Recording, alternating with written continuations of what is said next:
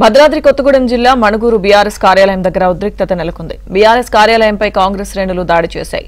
Furniture తగలబెట్టాయి. తమ party కార్యాలయాన్ని ఆక్రమించారని కాంగ్రెస్ శ్రేణులు ఆగ్రహం వ్యక్తం చేశాయి.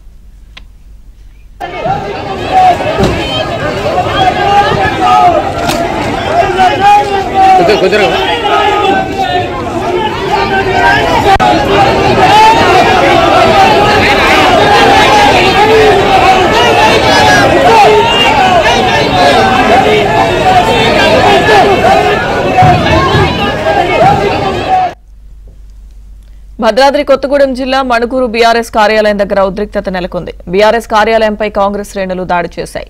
ఫర్నిచర్ తగలబెట్టాయి. తమ పార్టీ కార్యాలయాన్ని ఆక్రమించారని కాంగ్రెస్ శ్రేణులు ఆగ్రహం వ్యక్తం చేశాయి. ఇక మణుగూరు బీఆర్ఎస్ కార్యాలయం దగ్గర ఉద్రిక్త పరిస్థితులు నెలకొన్నాయి. పూర్తి సమాచారం మా ప్రతినిధి రవిని అడిగి తెలుసుకుందాం. రవి, లక్ష్మీదుర్గ భద్రాద్రి కొత్తగూడెం జిల్లా మణుగూరులో బీఆర్ఎస్ పార్టీ కార్యాలయంపై కాంగ్రెస్ శ్రేణులు మూకుముడిగా దాడి చేసి ఫర్నిచర్ అంతా తగలబెట్టారు.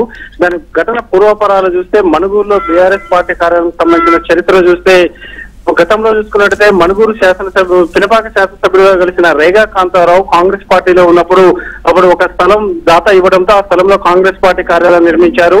అప్పుడు ఆపరేషన్ ఆకర్షణ భాగంగా కేసీఆర్ పిలుపుతో రేగా కాంతారావు కాంగ్రెస్ పార్టీలో గెలిచి బీఆర్ఎస్ లో చేరిన క్రమంలో ఆ పార్టీ కార్యాలయాన్ని కూడా రంగులు మార్చడం జరిగింది. సో ఆ రంగులు మార్చినప్పుడే తను కాంగ్రెస్ పార్టీ కార్యాలయాన్ని ఈ విధంగా రంగులు మార్చడంలో పెద్ద ఎత్తున వివాదం రాసుకుంది. అసెంబ్లీ ఎన్నికల ముందు కూడా పిసిసి అధ్యక్షుడుగా రేవంత్ రెడ్డి కార్నర్ మీటింగ్ లో కూడా మణుగూరులో అప్పుడు సవాల్ విసిరారు. ఎవరైతే పార్టీ మారడమే కాదు గెలిపించిన కాంగ్రెస్ పార్టీకి ద్రోహం చేస్తూ ఏవైనా పార్టీ కార్యాలయాన్ని కూడా రంగులు మార్చారు, గులాబీ రంగు వేశారంటూ కూడా ఆ రోజు రేవంత్ రెడ్డి సవాల్ విసిన పరిస్థితి.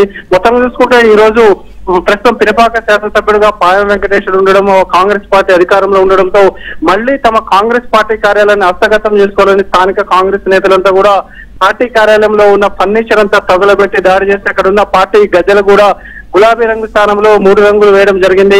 ఓవరాల్ చూస్తే ప్రస్తుతం అక్కడ ఉద్రిక్త పరిస్థితి కొనసాగుతుంది. అక్కడ చూసుకున్నట్లయితే ఎవరు కూడా అక్కడ బీఆర్ఎస్ శ్రేణులు వచ్చి అడ్డుకునే పరిస్థితి లేదు. కేవలం ఆఫీసులో ఉన్న ఒక కొంత సిబ్బంది